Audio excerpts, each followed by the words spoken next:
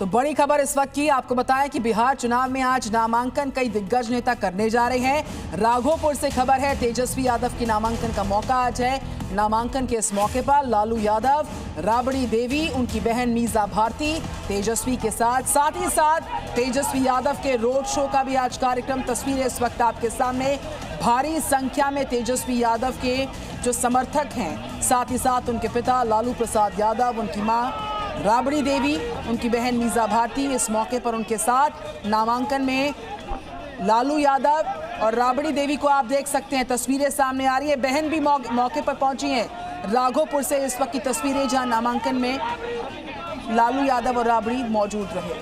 तो इस बार दिल्ली वाले पटाखों वाली दिवाली मना सकते हैं, क्योंकि सुप्रीम कोर्ट से दिवाली के दौरान ग्रीन पटाखे जलाने को अब हरी झंडी मिल गई है। सुप्रीम कोर्ट ने दिवाली के दौरान ग्रीन पटाखों को जलाने की मंजूरी दे दी है। हालांकि शर्तों के साथ ग्रीन पटाखों को जलाने की इजाजत दी गई है। कोर्ट का मानना है कि अगर पटाखों पर पूरी तरह पाबंदी लगा दी जाए तो प्रदूषण फैलाने वाले पटाखों की तस्करी बढ़ सकती है, जो ग्रीन पटाखों के मुकाबले ज्यादा खतरनाक है। पटाखों के साथ दिवाली मनाने के लिए कोर्ट की तरफ से जो आदेश दिया गया है, उसमें दिवाली से एक दिन पहले और दिवाली पर पटाखों का इस्तेमाल केवल सुबह 6 बजे से 7 बजे तक और रात 8 बजे से 10 बजे तक ही किया जा सकता है। ग्रीन पटाखों की ऑनलाइन सेल नहीं होगी। निर्धारित स्थानों पर ही बिक्री की अनुमति होगी। नियम तोड़ने वालों को दंडित किया जाएगा। नीरी से अप्रूव्ड ग्रीन पटाखों को ही फोड़ने की इजाजत होगी। दिल्ली एनसीआर के बाहर से कोई भी पटाखा नहीं लाया जाएगा।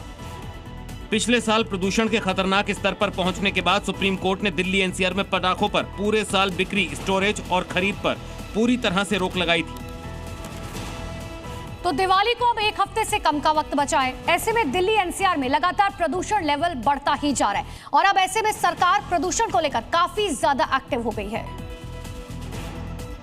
दिवाली से पहले पॉल्यूशन ने टेंशन दी तो ग्रैप 1 को लागू कर दिया गया, यानी उन गतिविधियों पर रोक लगनी शुरू हो गई है जो पॉल्यूशन को बढ़ाने का कारण बनते हों। दिल्ली में रेखा सरकार ग्रैप 1 को कड़ाई से लागू कर रही है, बावजूद इसके नियम को तोड़ने वालों की कमी नहीं है।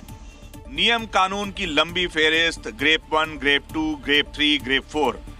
प्रदूषण रोकने के लिए अगर नियमों की बात करें तो पूरी एक मोटी किताब भी खराब है, खाली है, बेकार है। ये है ग्रेप 1 दिल्ली सरकार में जो लागू किया गया है, उसका परिणाम, उसका नतीजा और उसकी हकीकत। अब आपको दिखाते हैं कि दिल्ली में हवा कितनी खराब हो गई। कई जगह एयर क्वालिटी इंडेक्स बहुत खराब कैटेगरी में पहुंच गया। आनंद विहार में एयर क्वालिटी इंडेक्स 400 पहुंचा, जो बेहद खराब कैटेगरी में आता है। ITI शाहदरा में AQI 322 दर्ज किया गया। वहीं द्वारका में AQI 179 है। इसके अलावा NCR की बात करें तो नोएडा में AQI 244 दर्ज किया गया, ग्रेटर नोएडा में 245।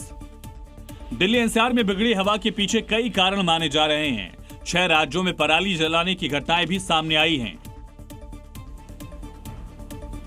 माफियागिरी को लेकर योगी आदित्यनाथ ने अखिलेश यादव पर एक बार फिर से बड़ा हमला बोला। योगी आदित्यनाथ ने कहा कि SP का CM माफिया के आगे नाक रगड़ता था। एक बार फिर यूपी के CM योगी आदित्यनाथ अखिलेश यादव पर फायर हो गए। भले ही योगी ने अखिलेश का नाम नहीं लिया हो, लेकिन टारगेट वही थे। CM योगी ने कहा कि पहले की सरकार का CM दंगाइयों के सामने नाक रगड़ता था और गरीबों को त्योहार नहीं मनाने देते थे। जिले में इनके द्वारा पाले गए गुंडे अराजकता फैलाते थे, माफियागिरी फैलाते थे और उन माफिया के सामने, उन गुंडों के सामने, उन दंगाइयों के सामने इस समाजवादी पार्टी के नेता, इनके मंत्री और इनका मुख्यमंत्री नाक रगड़ करके उनको दंगों करने की छूट देती थी।